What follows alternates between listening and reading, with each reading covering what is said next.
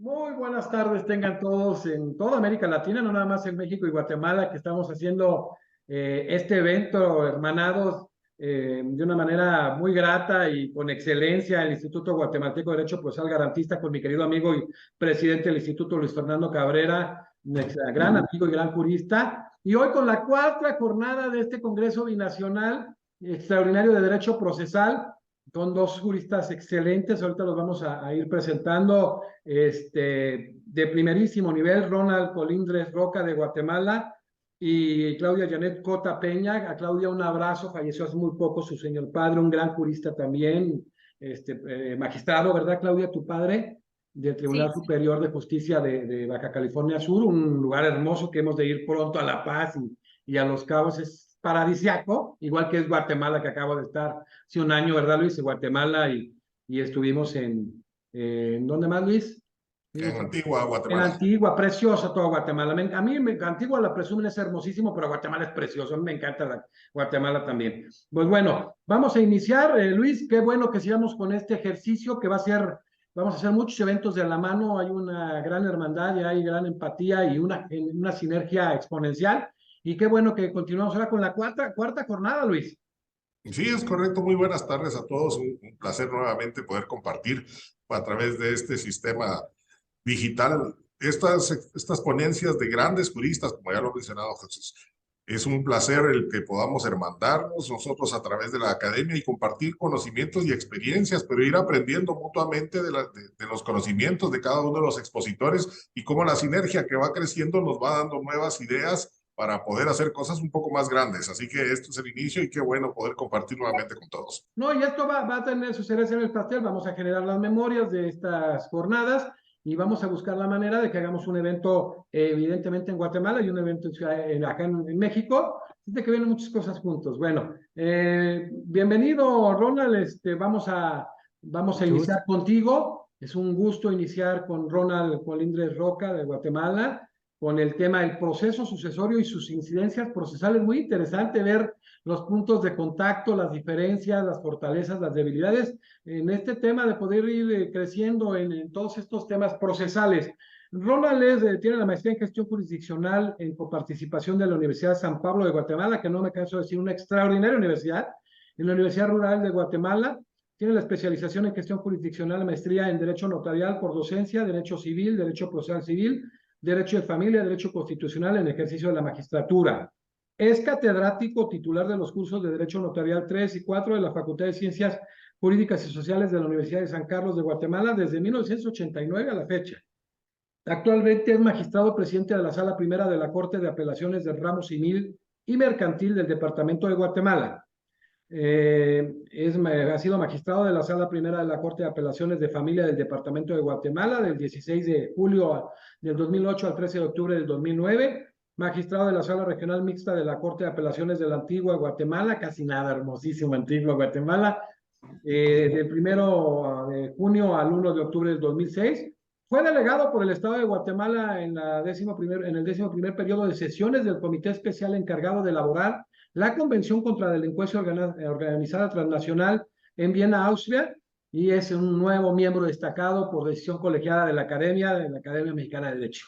Pues mi querido Ronald, un tema muy interesante, te damos el uso de la voz. Muchísimas gracias. Qué gusto estar en este momento compartiendo con ustedes. Valga la redundancia, ese gusto, esa satisfacción de poder contactarnos y poder platicar algo relacionado al derecho. Pues en esta parte quisiera comentarles que hemos decidido hablar del proceso sucesorio porque normalmente es un procedimiento conocido en todo el mundo, ¿verdad? Cada legislación, cada estado, cada república, pues mantiene una diferente fórmula de tramitación, pero creo que hay un alto grado de coincidencia en, eh, en el ámbito de la tramitación, de los resultados y ante todo la protección de los bienes dejados por el decujus hacia sus herederos. Déjenme contarles que aquí en Guatemala, y para algunos cuando he tratado o he comentado este tema, les parece bastante extraño. Nosotros el proceso sucesorio intestado lo tenemos ubicado en la denominada jurisdicción voluntaria. Lógicamente, el proceso sucesorio, ya sea intestado o testamentario, es, eh, es posible la ubicación de ciertas dificultades, como suele suceder por aquellas no solo inconsistencias de la ley en algunos casos, las inconsistencias que se pueden generar como consecuencia de la fórmula diseñada para la sucesión. ¿Por qué? Porque cuando nace a través del testamento, creo que el que otorga, el autor del testamento, el autor de la disposición, está en muchas posibilidades de diseñar no solo a a sus herederos, sino que la fórmula en que su peculio puede o debe repartirse.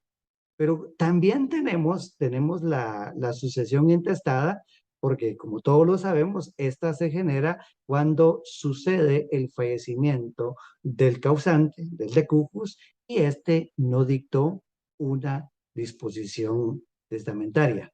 O podría ser de que haya otorgado alguna disposición, pero que posteriormente no la haya modificado o haya adquirido nuevos bienes y estos no hayan sido incorporados al testamento o a esa disposición. Entonces, por lógica, podemos en un primer caso encontrarnos durante la tramitación del procedimiento con un aspecto sucesorio testamentario y por aparte un proceso sucesorio intestado, que de conformidad con la ley no tienen ninguna vinculación procesal. Es decir, no he conocido hasta la fecha ningún procedimiento en el cual surja una probable acumulación procesal, ¿verdad? Porque por la fórmula, como les decía, la tramitación es casi similar, pero existe esa separación en cuanto a la coexistencia del procedimiento cuando es testamentario y cuando la sucesión se convierte en intestada. También tenemos otra situación para comentarles que en en el ámbito de la jurisdicción es conocida por jueces de primera instancia del orden civil, pero desde la promulgación del Código Procesal Civil y Mercantil se le dio la oportunidad que el notario, que nosotros estamos ubicados dentro del sistema latino, también pudiera tramitar en sede notarial tanto el proceso sucesorio testamentario como el proceso sucesorio intestado. En todos los eventos de la denominada jurisdicción voluntaria en Guatemala, también existe la intervención del representante del Estado.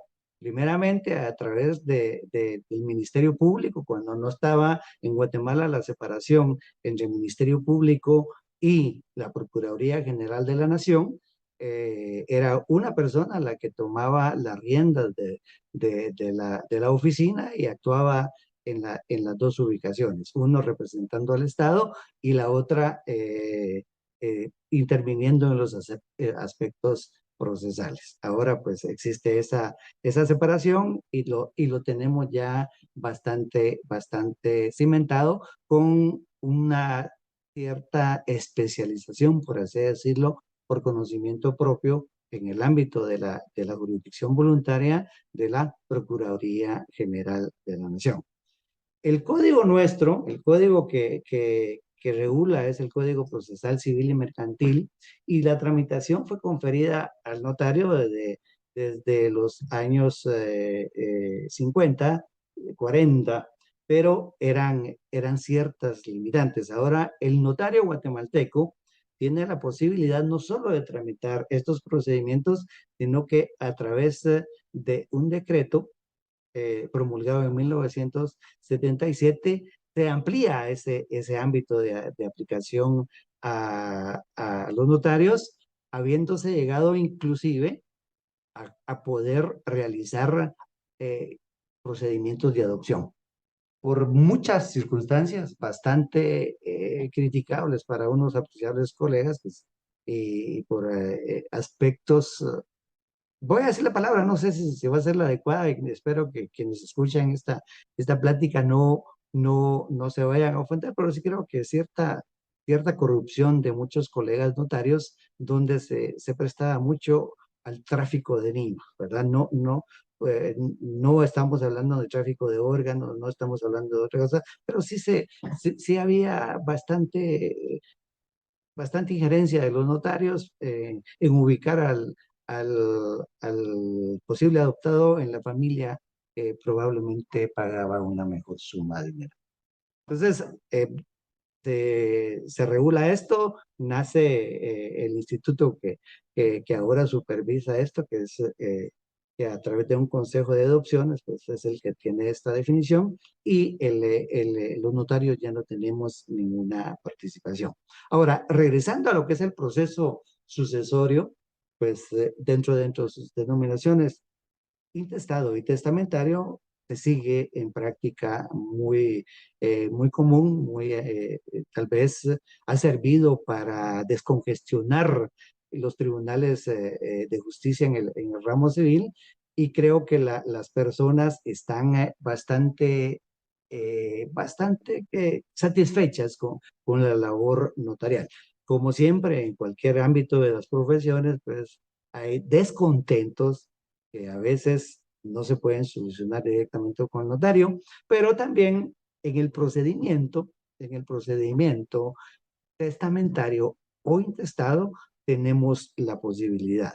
La primera, que si este se inició en ámbito judicial, puede variar a notarial a solicitud de los interesados, y lo contrario, a contrario censo, si se inicia en el ámbito notarial, pues puede cambiar a lo jurisdiccional, ¿verdad? Entonces, hay una empatía legal en los procedimientos, y déjenme manifestarles que el procedimiento es el mismo, con las mismas características que varían por la situación y la cuestión de los nombres, de los actos que se relacionan, de los actos que se autorizan o que se materializan, como por ejemplo, en el ámbito judicial, lógicamente va a ser una primera solicitud con los requisitos exigidos taxativamente con el Código Procesal Civil y Mercantil, que es revisado por el juez que recibe la solicitud, y si encuentra algunas deficiencias,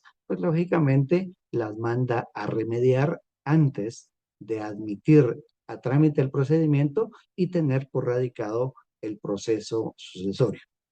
En el caso del notario, pues él retoma todo el trámite desde el inicio. Desde el acta notarial de requerimiento, en la que eso sí lo obliga la ley, en la medida de lo posible, comparezca el número total de posibles o presuntos herederos. Si no estuviera presente alguno, ya sea porque se encuentre fuera de la República o se encuentre ausente y no se sepa su paradero, pues debería de actuar a través de su representante legal, ¿verdad? El que está fuera a través de su mandatario, y el que está desaparecido haber sido declarado ausente y habérsele nombrado por parte del órgano jurisdiccional o por parte del notario el representante correspondiente.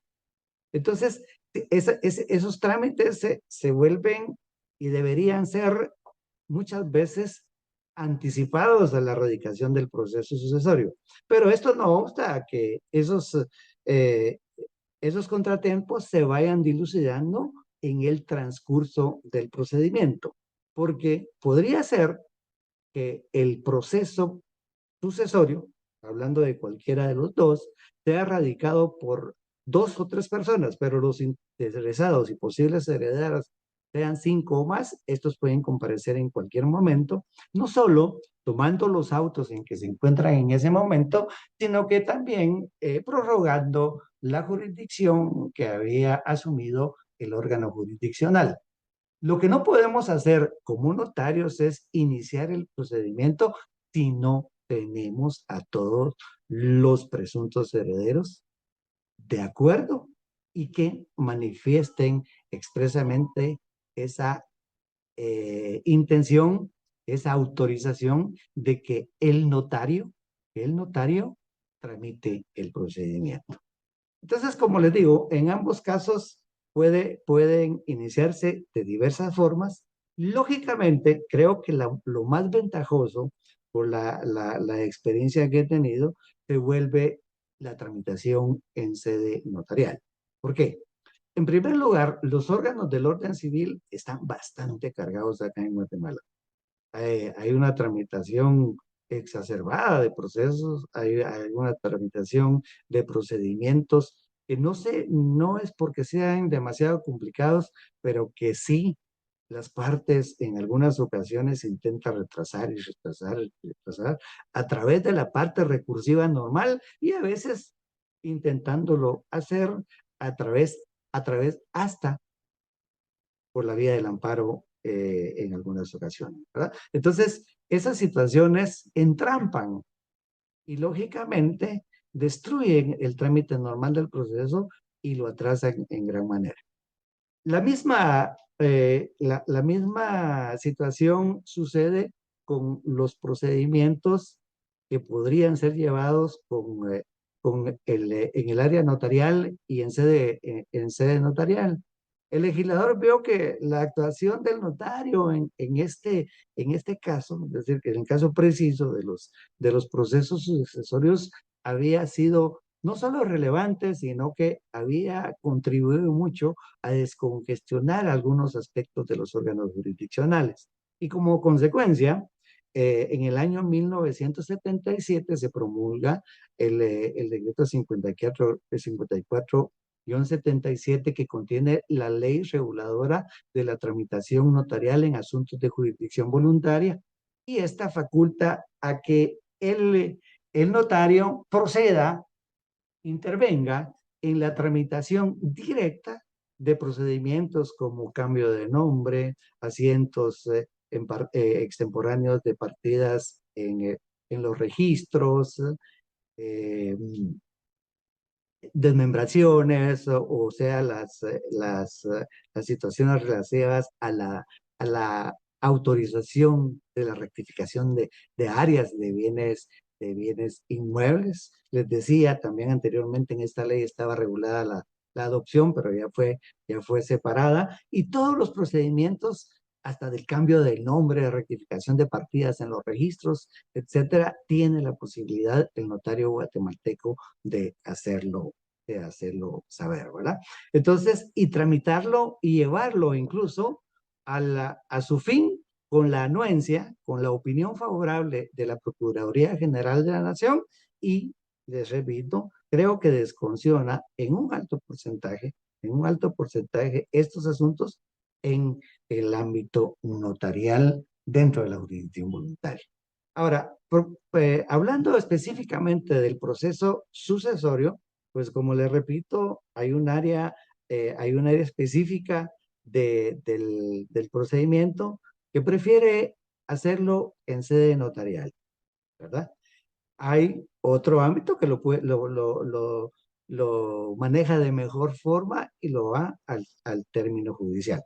Todo lo relacionado a estos temas se hace de conformidad con la fórmula que cada órgano jurisdiccional, el civil y el notario, tiene a través de la ley del Código Procesal Civil y Mercantil y la ley reguladora de la tramitación notarial por las resoluciones y actuaciones para diseñar el procedimiento.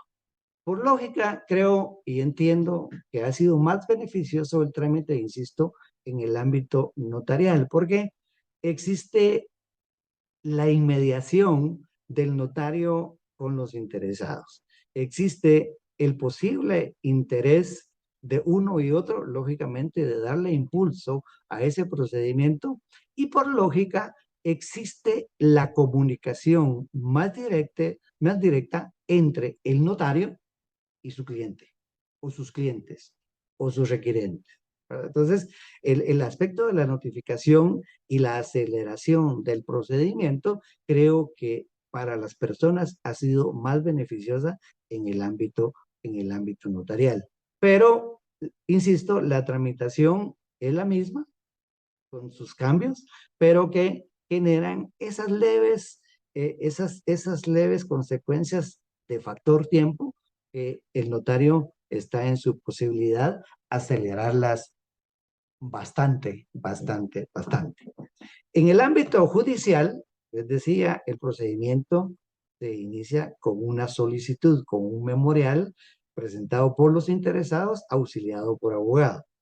En la jurisdicción voluntaria es un acta notarial de requerimiento en la cual comparecen también todos los interesados o los representantes de los interesados, sean menores de edad o incapaces o ausentes, a dar no solo el consentimiento para que el notario se encargue de esa tramitación, sino que a solicitar la tramitación del procedimiento con base a las fases o etapas diseñadas en la ley.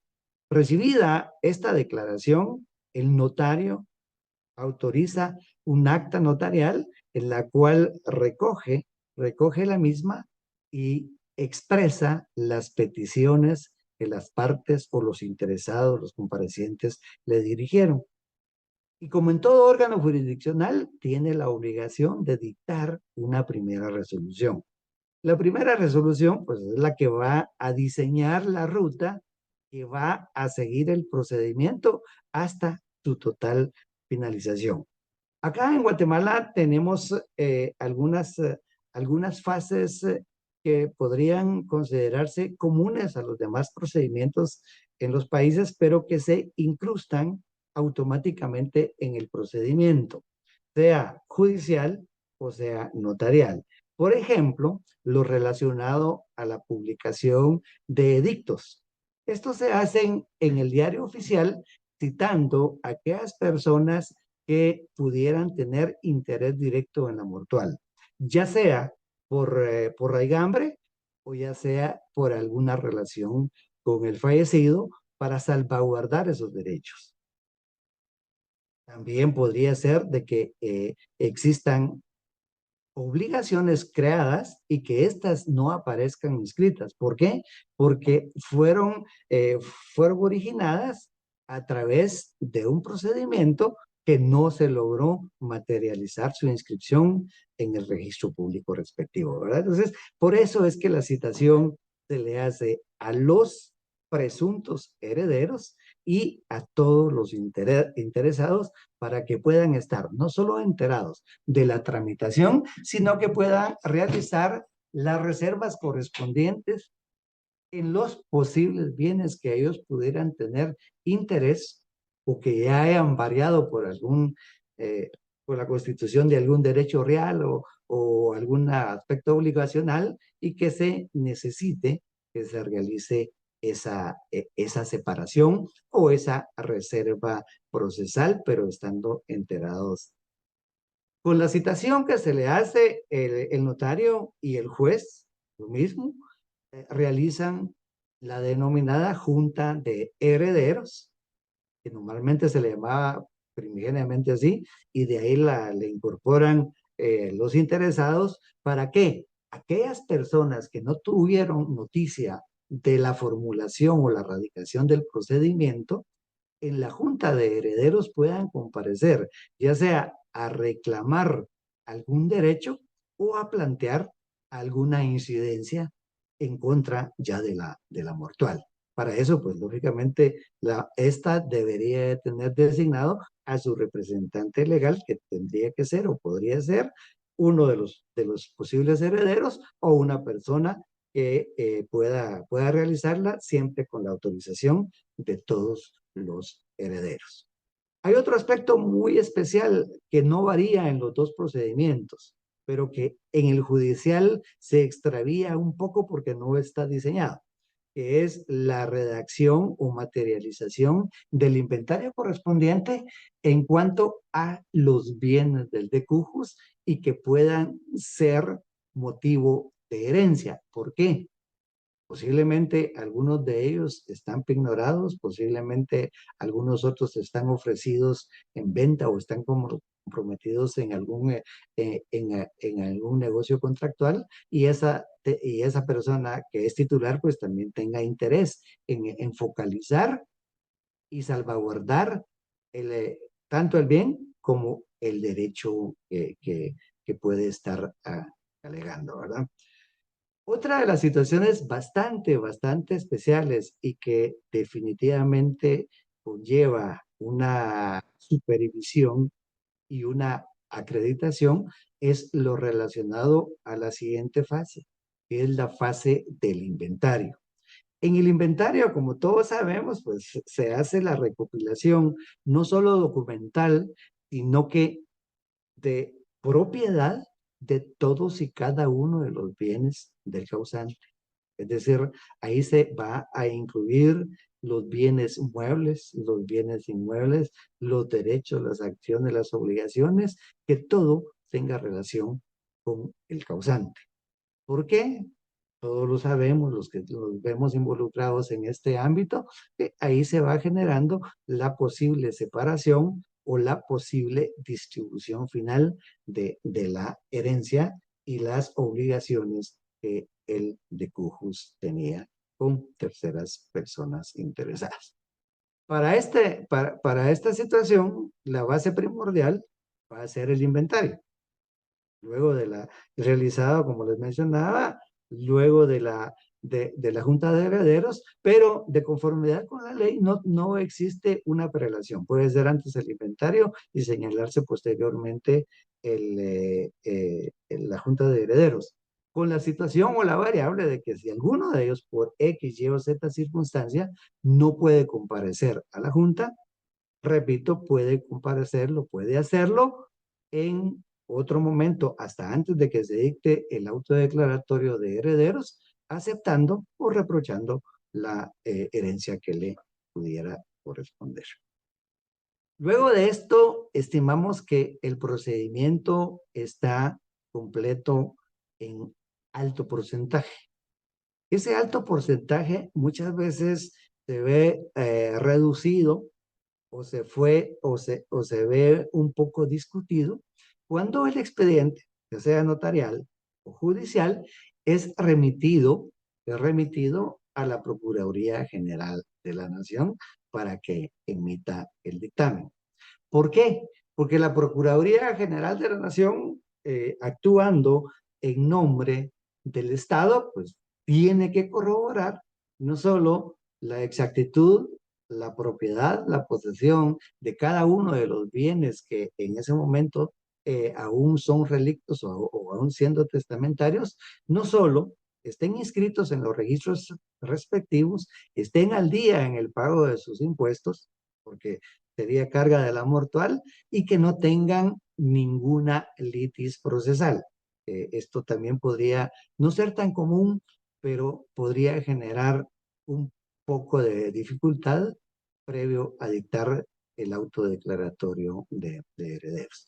Entonces, en esa situación, el notario y el juez tienen que ser muy cuidadosos, más el notario, en que no se haya omitido o no se haya obviado alguna de las diligencias que la ley regula y obliga para el procedimiento.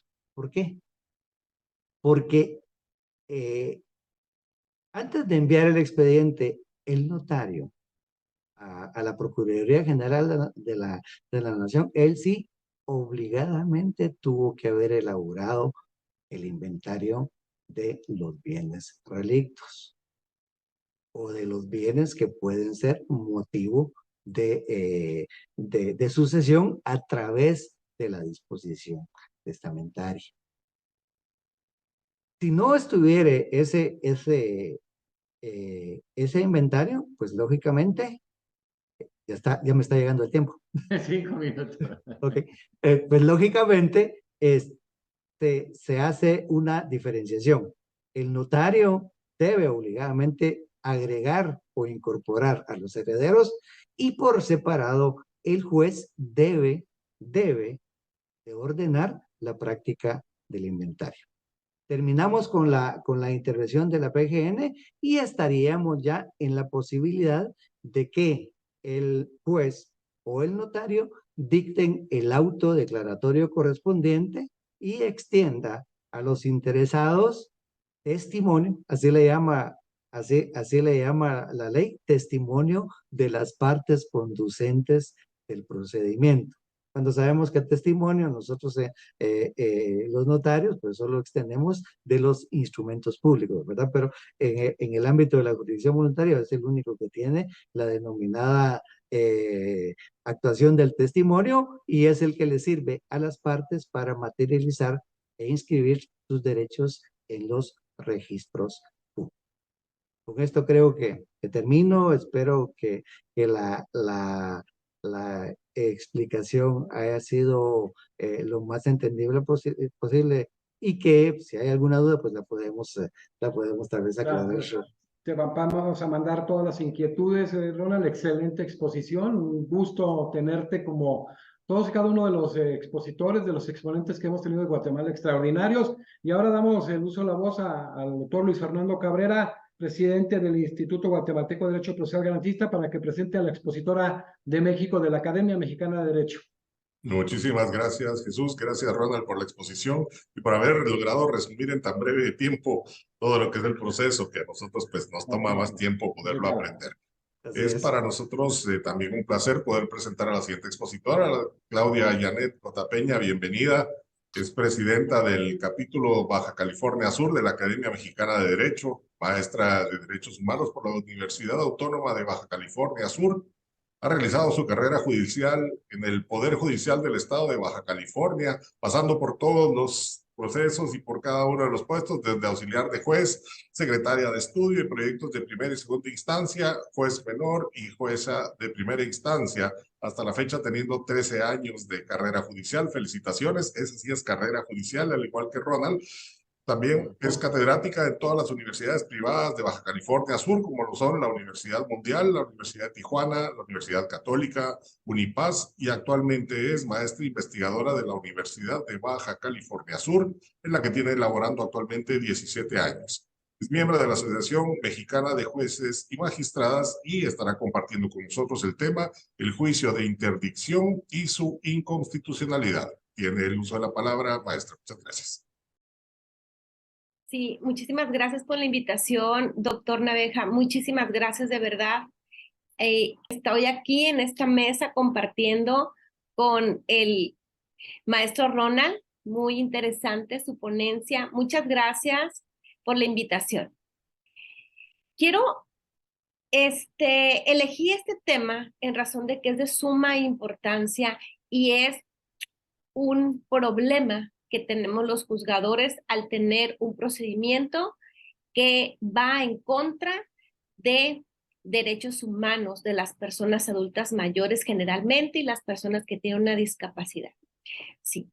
¿Qué pasa cuando hay una restricción a la capacidad jurídica? Sí.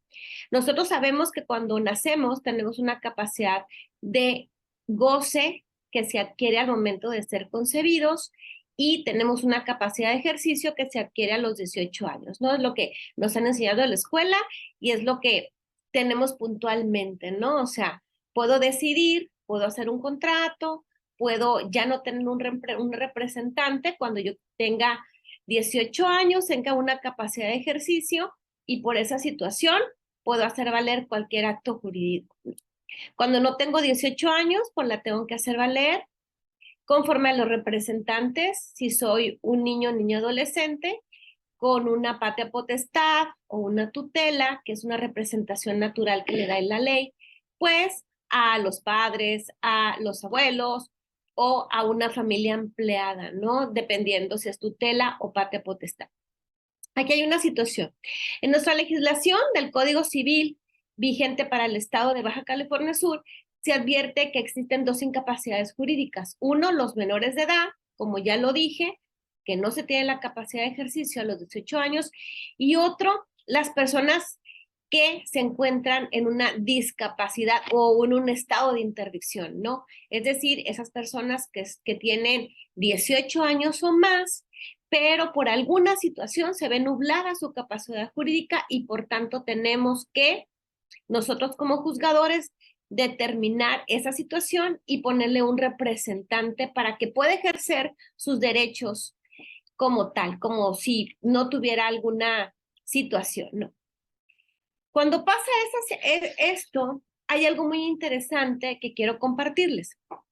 Sabemos que existen grupos vulnerables como son los niños. Entonces, los niños entendíamos nosotros que eran objetos de protección. Así lo hemos entendido. Sin embargo, hubo una opinión consultiva que México hizo a la Corte Interamericana de los Derechos Humanos y le dijo, bueno, dime si efectivamente los voy a ver como sujetos de derecho o como sujetos, reconociendo una capacidad jurídica que tengan para ejercer sus derechos, claro, como personitas o nada más objetos de protección. Y la opinión consultiva dijo, es que son sujetos de derecho, entonces lo tienes que ver así. En esta situación, en esta sinergia que hay respecto de esta capacidad jurídica, ¿sí? De que ya el niño, niña, adolescente ya no solo es sujeto de derecho, sino que tiene que tener sus derechos tal cual reconocidos que los tiene, tanto en la Convención sobre los Derechos del Niño como en todas las demás convenciones, y es como yo y decide y habla y lo demás. Pues nos vamos entonces al segundo término de esas personas que están disminuidas, que tienen una situación con su capacidad jurídica, que son las personas con una discapacidad. Para que puedan hacer valer sus derechos, era muy fácil que la ley les otorgue la posibilidad, pero por conducto de un representante. ¿Ok? Muy bien. Tenemos un procedimiento judicial en donde se lleva a cabo, ¿sí? Donde no es contencioso y donde hay médicos que van a certificar su estado de salud, su edad cronológica, para que el juez esté en posibilidad de saber si efectivamente existe una situación por la cual libremente no pueden otorgar o hacer valer sus derechos, ¿no? Como si tuvieran una capacidad de ejercicio irrestricta. Cuando los médicos alienistas determinan, ya sea en el juzgado o ya sea en el hospital o ya sea en la casa de la persona, en razón del estado que puede tener, determinan que efectivamente no está situado en tiempo y lugar y tiene alguna situación, esquizofrenia, es motivo de alguna situación con su capacidad jurídica en razón de que temporalmente no la puede ejercer libremente porque es toxicómano esa persona y que posteriormente a que tenga el tratamiento adecuado, pues puede ya dejar este estado mal llamado de interdicción o tenga demencia senil o alguna situación por lo cual no pueda libremente dar su consentimiento y no esté ubicado en tiempo y lugar. Siempre es importante pedirle a los médicos que generalmente o que deben de ser médicos alienistas, o sea, psiquiatras especialistas en la materia, que sí nos digan la edad cronológica que tiene para saber el tipo de lenguaje que vamos a tener. Tenemos un procedimiento frío, un procedimiento para determinar si la persona se le va a reconocer la capacidad o no, la capacidad jurídica que está limitada, que está parcializada o que realmente no la tiene. Ese es un procedimiento que generalmente todos los estados de la República Mexicana lo tienen, a excepción de uno que ya realizó las adecuaciones necesarias a su codificación sustantiva respecto de este tipo de situaciones, este tipo de figura jurídica.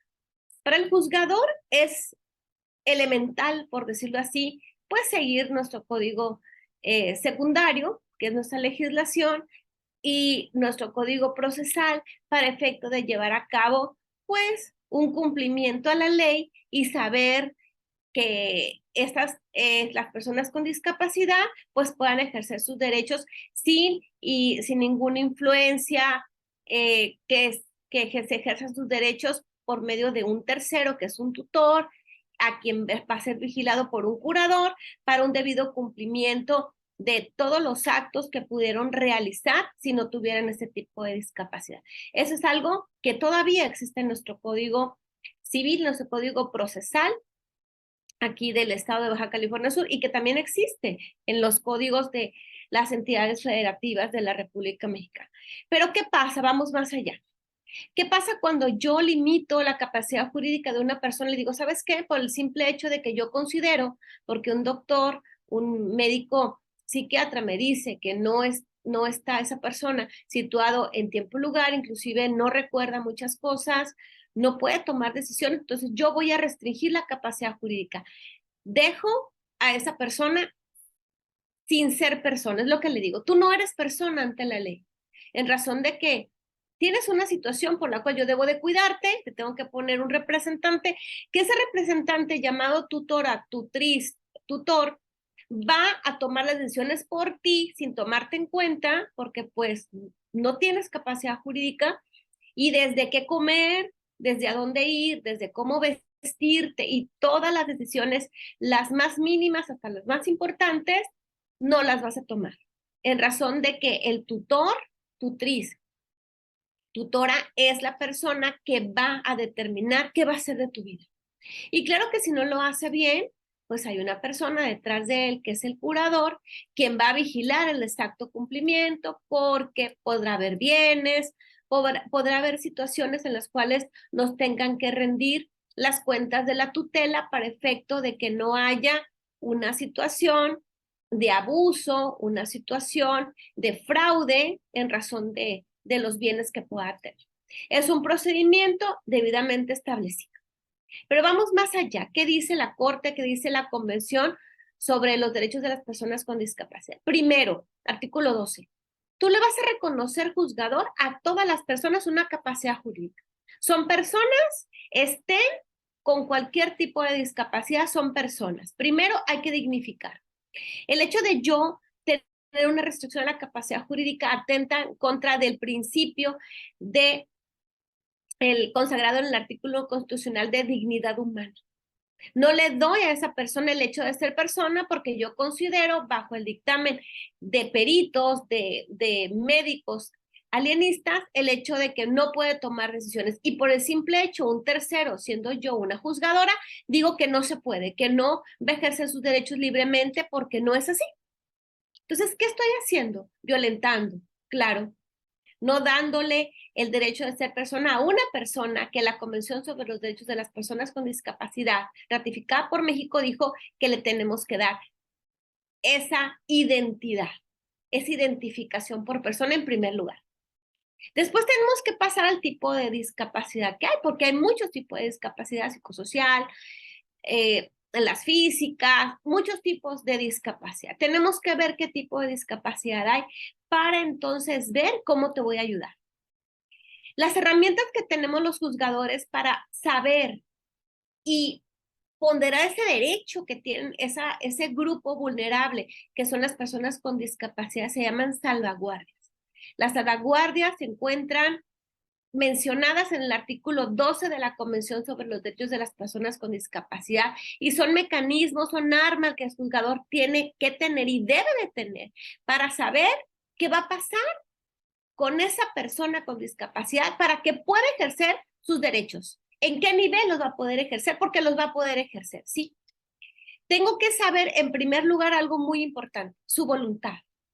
La voluntad que queda en segundo plano con un mal llamado juicio de interdicción que tengo. Ahora esa voluntad es lo principal aquí.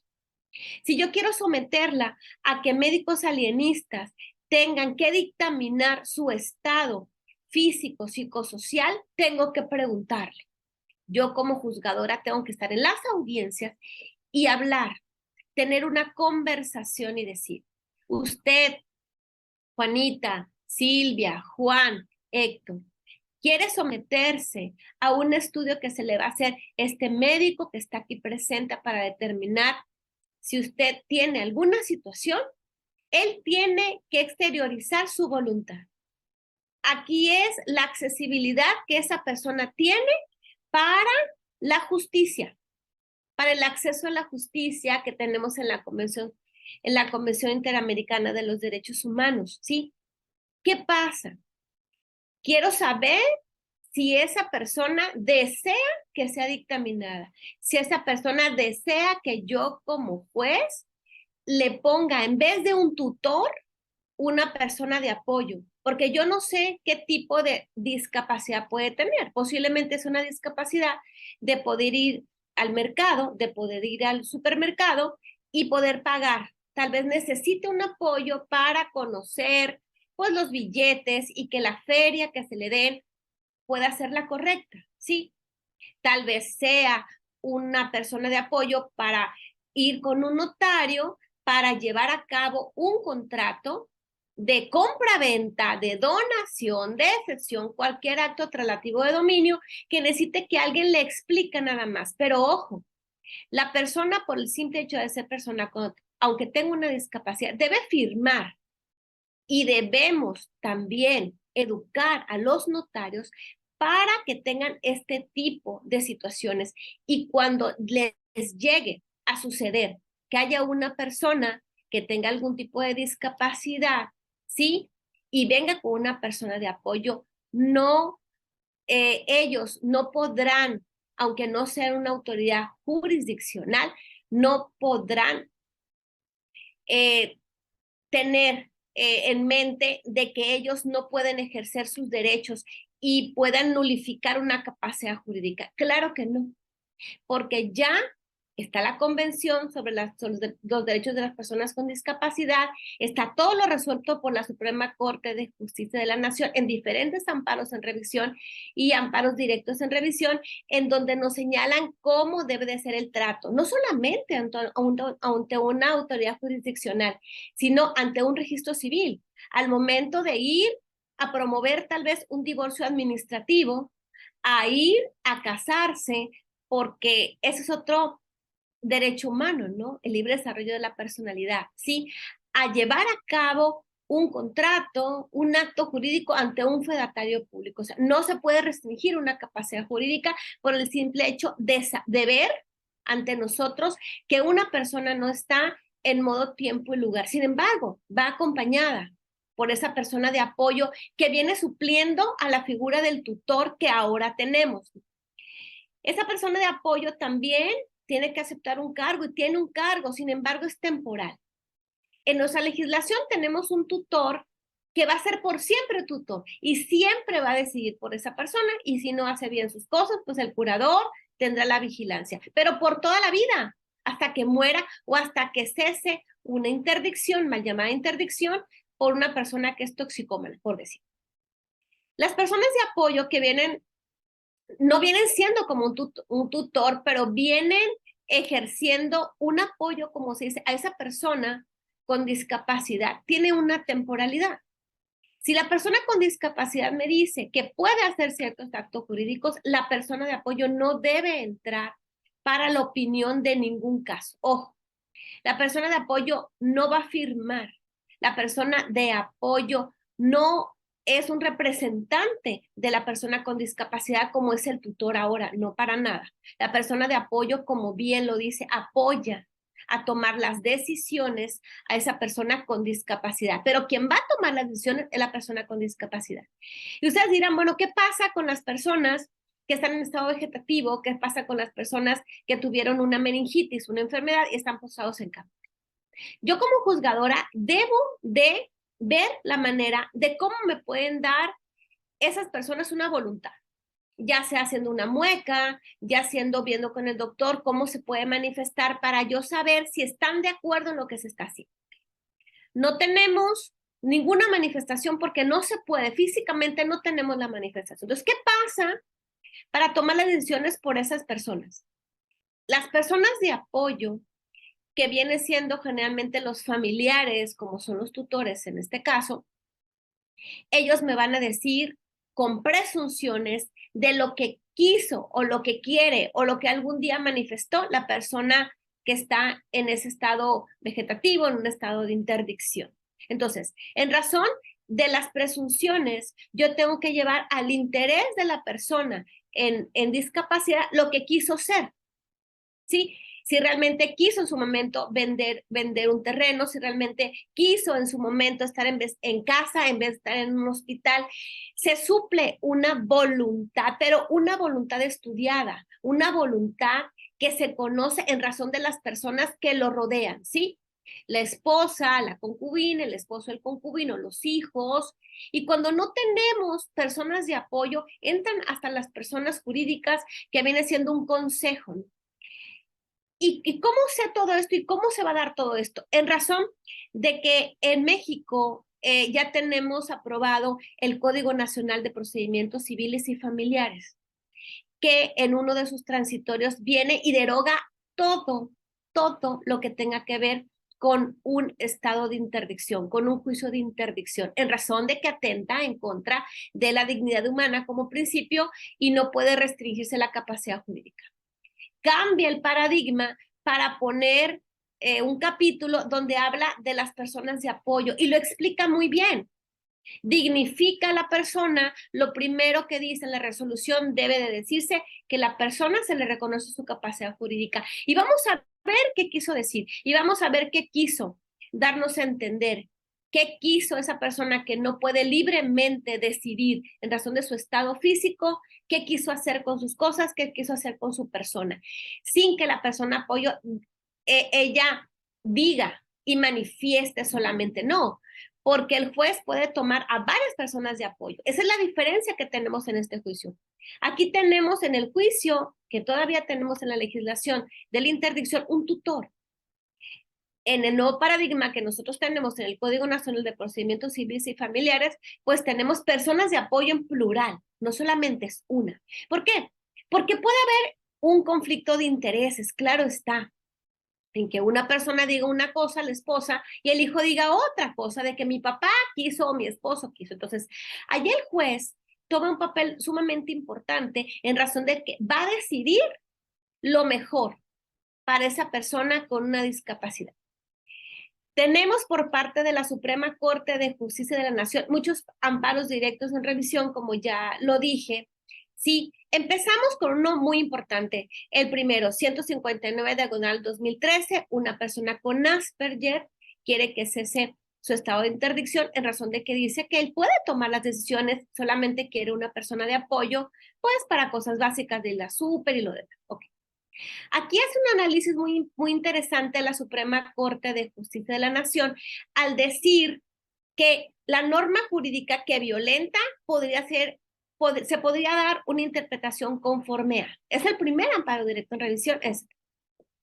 Posteriormente llega un segundo amparo directo en revisión, el de 2015, 368-2015, y dice, espérame, ya no puede ser, como lo dijo en el amparo directo en revisión 159/2013, que la norma que por sí sola deviene a ser discriminatoria tenga una interpretación conforme. Esas normas no hay una interpretación conforme y aquí vamos a dignificar a la persona. Por tanto, la Convención sobre los Derechos de las Personas con Discapacidad en sus diferentes numerales nos va a dar la potestad de poder reconocer la capacidad jurídica y no decir el legislador qué quiso decir para justificar de que si la persona no puede tomar decisiones, un tercero lo haga por ella, porque al momento de decir eso, estamos restringiendo la capacidad jurídica. Después de varios amparos directos en revisión, llega el 4/2021, donde nos explica muy abundantemente qué pasa y los alcances. Algo muy interesante. Esta persona que promueve ese amparo necesita medicarse. En la sentencia de fácil lectura, que es una sentencia en la cual se debe de realizar para este tipo de personas con discapacidad, dependiendo del tipo de discapacidad que tenga, ¿sí? Le dicen, yo no te voy a obligar como autoridad que te tomes tu medicamento. Yo no voy a girar el oficio al nosocomio, a tu doctor, para que haya o sea, una secuencia de tu medicamento y te lo tomes. No, tú eres tan capaz de decidir si te lo vas a tomar o no. Y ahí yo me puedo preguntar, bueno, la persona tendrá el raciocinio para saber que esa medicina sea bien para, aquí es donde llegan las personas de apoyo. Yo no voy a obligar ni voy a dejar que la persona de apoyo, como la figura del tutor que tenemos ahora, le dé el medicamento. La persona de apoyo le recomendará que se lo debe de tomar en razón de los pros que tiene, pero la decisión es de la persona con discapacidad. Viene siendo una nueva forma, una nueva visibilización de este tipo de derechos humanos, sí.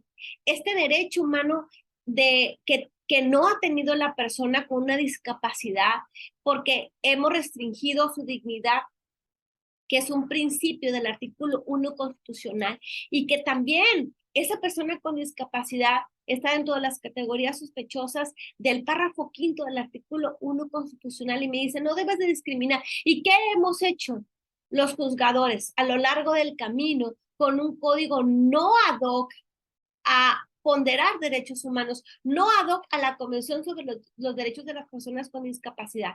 Lo más fácil, llegar a ser un procedimiento violatorio, claro, de ese principio fundamental que todos tenemos, la dignidad humana, la libertad de decidir. Al momento que yo no doy una libertad de decidir, yo hago por él algo que yo considero que es bueno.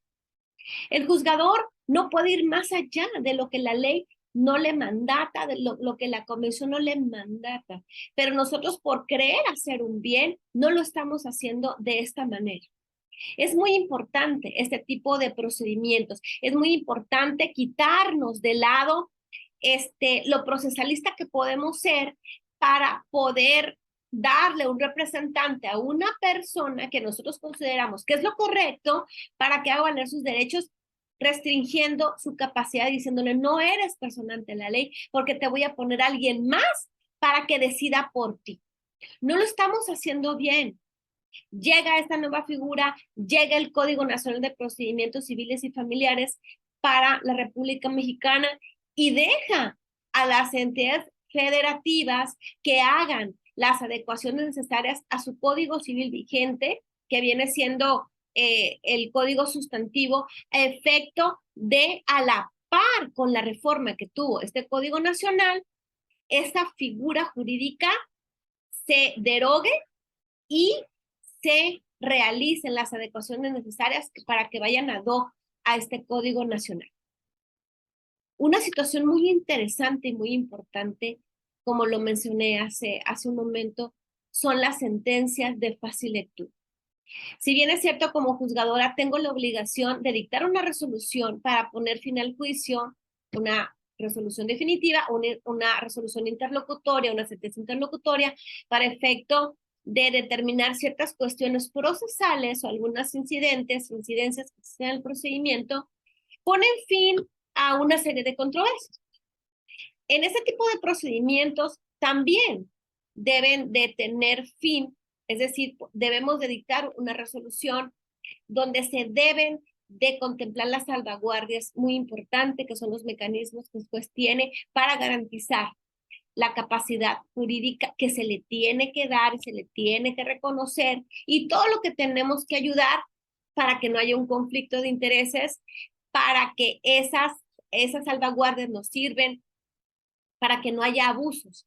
¿Qué pasa si la persona de confianza le dice a la persona con discapacidad que le venda en un precio muy irrisorio una casa en razón de un agradecimiento, o quiera obligar a que realice una donación a esa persona por, no sé, por haberlo cuidado? ¿Sí? Es un tipo de donación que nosotros tenemos aquí.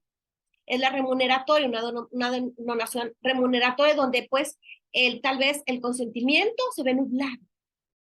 Cuando pasa esa situación, sí, el juez tiene que tener mucho cuidado porque tiene que evitar abusos. Ese es el tipo de salvaguardia que hay, los abusos que pueden existir. Por tanto, cuando nosotros abordamos ese tipo de temas, tenemos que tener un panorama general de cómo lo debemos hacer. La Corte está avanzando, no tenemos algo en concreto, hay muchos amparos directos de revisión, empezamos con uno, terminamos con otro, pero seguimos avanzando. Las sentencias de fácil lectura las debemos de tener porque ya son obligadas. Tenemos que tener sentencias en lectura braille, tenemos que tener sentencias como una carta, como un interrogatorio, para dignificar a esa persona y que entienda que nosotros como juzgadores estamos haciendo lo nuestro, estamos dignificando a la persona, le estamos dando un acceso a la justicia que así debe de ser. Muchas gracias, doctor. Excelente, Claudia Luis. Pues si gustas despedirte de nuestra audiencia de México, de Guatemala, de América Latina y parte de Europa en este ejercicio que se ha hecho en este gran congreso binacional, que cada vez que escucho a nuestros expositores mexicanos y guatemaltecos me da muchísima alegría por ver el potencial, la capacidad que tenemos en todo este tema de la cognición jurídica y ahora con estos procesos de actualización del ordenamiento jurídico en cada uno de nuestros países. Adelante, Luis. Gracias. Primero que nada, muchísimas gracias, doctora Cota. Ese aprendizaje mutuo que tenemos, realmente hay similitudes en todos nuestros procesos y algunas diferencias que debemos aprender de un país de otro, ¿verdad? Porque de esto se trata justamente, de estar viendo qué hace bien cada uno de los países y cómo esto nos puede llevar a una tendencia futura de tratar de unificar y particularmente de que se simplifiquen en algún momento todos los procedimientos. Muchísimas gracias por su exposición, he aprendido mucho de usted. También gracias a todas las personas que nos han acompañado en esta transmisión. Gracias, Ronald, por tu participación, juntamente con la Academia Mexicana de Derecho, el Instituto Guatemalteco de Derecho Procesal Garantista. Pues continuaremos con este tipo de eventos enriquecedores para toda la academia y especialmente de mucho crecimiento personal, haciendo nuevas amistades y hermandándonos cada vez más. Gracias, Jesús. Gracias. Fuerte abrazo. Un abrazo, no te nos vaya, Ronald, pues despedimos esta cuarta jornada de este Congreso Binacional México-Guatemala, Academia Mexicana de Derecho e Instituto Guatemalteco de Derecho Procesal Garantista, felicitando a nuestro amigo Ronald Colindres Roca con un tema muy interesante en cuanto al proceso sucesorio, todas las incidencias procesales. Y bueno, también igual el mismo orgullo que nos da con Ronald, nos da con Claudia, que es nuestra presidenta del capítulo de Baja California Sur en la Academia Mexicana de Derecho, abordando temas muy interesantes, Luis, porque viene un Código Nacional de Procedimientos Civiles y Familiares en México, todo un trabajo, tú hablaste, ver todas esas fortalezas y las debilidades. ¿Qué se ha hecho en nuestra Iberoamérica? ¿Qué se ha hecho en nuestra América Latina? Que haya dado resultados, que haya dado frutos y que está haciendo un proceso negativo, qué es lo que incide de manera negativa para no cometer los mismos errores y sí los mismos aciertos. Y en este sentido, el hablar, el análisis profundo que hace Claudia con toda esta vinculación directa y adecuación con los códigos sustantivos de las entidades federativas mexicanas, que viene un trabajo muy arduo, hemos de hacer un trabajo muy fuerte con América Latina. Claudia va a ser una de nuestras expositoras en este proceso de actualización en México, que lo vamos a llevar de la mano con todos nuestros hermanos de América Latina. Hablar del tema de categorías sospechosas, toda esta avanzada que se dio en el artículo primero de la Constitución Política de los Estados Unidos Mexicanos, en el artículo primero de la Convención Americana sobre Derechos Humanos, sobre todo cuando se genera este proceso de internacionalización del derecho constitucional en México. Hablar de esta Convención de Personas con Discapacidad, del tema de la dignidad humana, que si lo recordamos, lo manejó de una manera expresa por amplio sentido la Constitución alemana de 1958 en el artículo primero.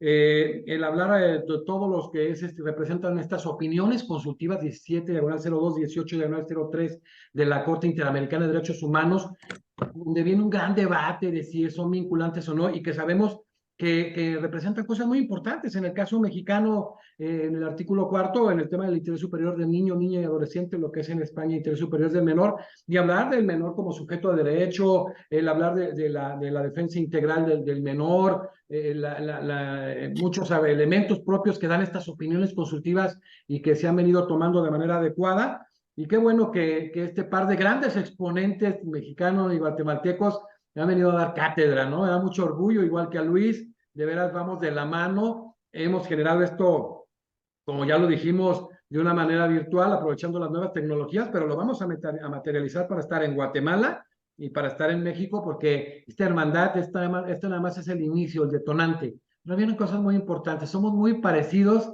tenemos las mismas complicaciones, tenemos los mismos procesos, y tenemos que aprender unos de otros y sobre todo enseñarnos a complementarnos. Somos hermanos y tenemos como un común denominador enorme Vamos a seguir trabajando de la mano. Muchísimas gracias, Ronald, muchísimas gracias, Claudia, dos grandes talentos de nuestras estructuras, y agradezco a mi hermano, a mi gran hermano Luis Fernando Cabrera, que le tengo mucho cariño y mucho respeto, lo que hemos venido generando desde estos encuentros que tuvimos en Antigua Guatemala y que vertiginosamente hemos generado esta vinculación con los talentos y con los activos de las instituciones y de los institutos tan importantes de México y de Guatemala. Despedimos a toda nuestra audiencia y la siguiente semana, el siguiente martes, viene el cierre de estas 10 conferencias por parte de miembros del instituto y de la academia. Debemos de generar unas memorias bien interesantes, muy interesantes memorias, y después reitero lo presencial, que van a estar invitados todos los amigos de América Latina, los que quieran estar, lo diremos en su momento y en su oportunidad, porque vale la pena. Podemos estar en una parte de México, puede ser La Paz, puede ser Guadalajara, puede ser acá Ciudad de México, lo que ustedes me digan. Vamos a estar en Guatemala y en Antigua, vale la pena seguir de la mano. Gracias a todos, y reiterando, esa hermandad, y felicitarlos. Fíjate, Claudia, nosotros que estamos muy mal en el fútbol, entre muchos técnicos, amigos míos, ahora que fui con Toño Torres Servir, que le mando un abrazo a mi hermano, que hizo campeón antiguo en Guatemala, ahora está con Ciudad Juárez. Y Luis Fernando Tena, un extraordinario técnico mexicano, un ser humano excelente, una persona muy proba y muy preparada, medallista de oro olímpico para México, que muchas veces se desaprovecha en México. Eso no están aprovechando nuestros hermanos de Guatemala, y me da mucho gusto ver lo que ha crecido Guatemala con todo ese talento que tiene en el fútbol, y que ahora estoy casi seguro que van a ir al Mundial. Así es de que felicidades, y un saludo a nuestro amigo Luis Fernando Tienda, que nos va a estar viendo en unos días en este video, y de parte del Instituto Guatemalteco de Derecho Procesal Garantista, un instituto de primerísimo nivel a nivel Latinoamérica, y de la Academia Mexicana de Derecho que presido, le mandamos una felicitación, y una felicitación a nuestros juristas de México y de Guatemala. El día 12 de julio es el Día del Abogado en México. Vamos adelantando la felicitación, nos debemos de ver el día 12, y de verdad estoy muy contento, igual que Luis, por toda esta sinergia, y reiterando por los grandes talentos. Soy Ronald y Claudia, como han venido estando en las anteriores jornadas. Gracias a todos. Un abrazo. Gracias.